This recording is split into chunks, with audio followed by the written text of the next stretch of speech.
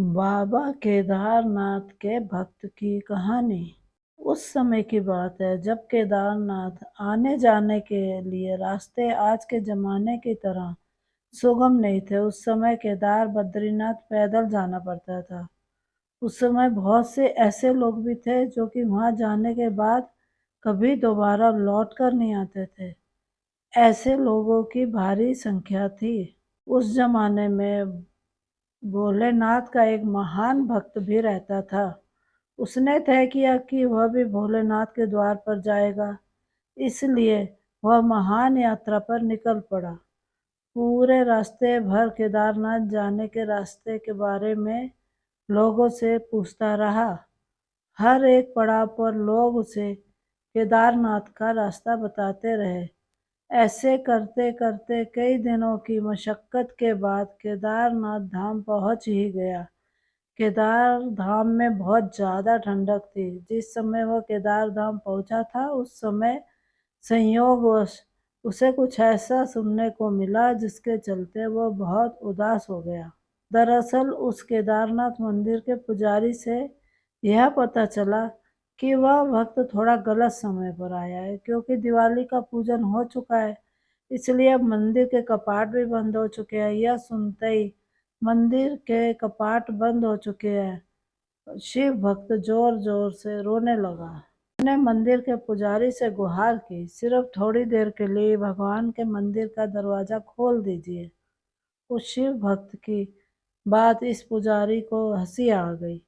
उस पुजारी ने कहा कि ऐसा तो बिल्कुल भी संभव नहीं हो सकता।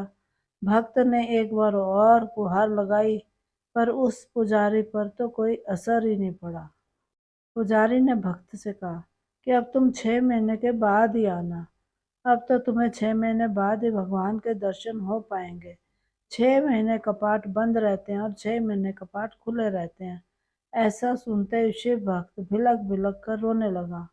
उसने फिर से दर्शन पाने की इच्छा के चलते सभी से गुहार लगाई, पर निराशा ही हाथ लगी। उसे लगा कि वह कितनी मेहनत से बाबा के दरबार आया है और अब उसे निराश होकर लौटना पड़ेगा।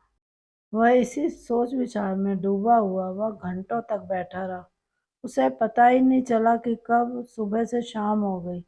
लगातार रोने से उसका हाल बुरा हो चुका था कि तभी अचानक उसे किसी के कदमों की आहट सुनी। उसने नजरें उठाकर ऊपर देखा तो पाया कि एक सौम्य चेहरे वाला साधु उसके सामने खड़ा था। उस साधु ने उस भक्त के पास आकर पूछा कि बेटा, तुम रो क्यों रहे हो? तुम्हें क्या परेशानी है? इस बात पर भक्त ने अपने आंसू पोंछकर साधु बाबा को अपनी सारी आप बीती सुना दी। साधु बाबा बोले, बेटा, तुम सच्चे मन से भगवान के दर्शन करने आए हो।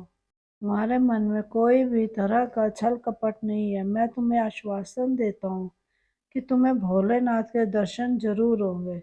तुम ईश्वर पर भरोसा रखो। साधु बाबा के मुख से ऐसे सकारात्मक शब्द सुनते ही वह एकदम से प्रसन्न हो उठा। खुशी के मारे उसको कब नींद आ गई उसे पता ही नहीं चला।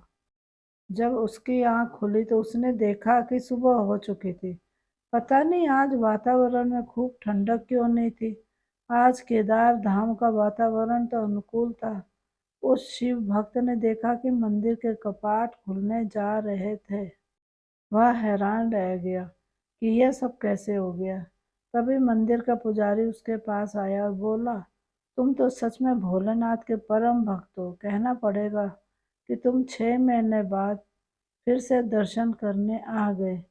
इस बात पर भक्त हैरानी में पड़ गया। उसने कहा, मैं तो कल ही आया था। फिर आप ऐसा क्यों कह रहे हैं कि मैं 6 महीने बाद आया? और रही बात दर्शन की, तो कल एक भले साधु बाबा ने आशीर्वाद दिया था कि मुझे भगवान भोलेनाथ के दर्शन जरूर होंगे। जैसे ही वहां खड़े लोग और पुजारी ने यह बात सुनी, वह सभी उस शिव भक्त के चरणों में गिर पड़े। मतलब उस शिव भक्त को साक्षात भगवान शिव के दर्शन हुए थे। भगवान शिव की कृपा से ही कालखंड छोटा हो गया और मंदिर के कपाट खुल गए।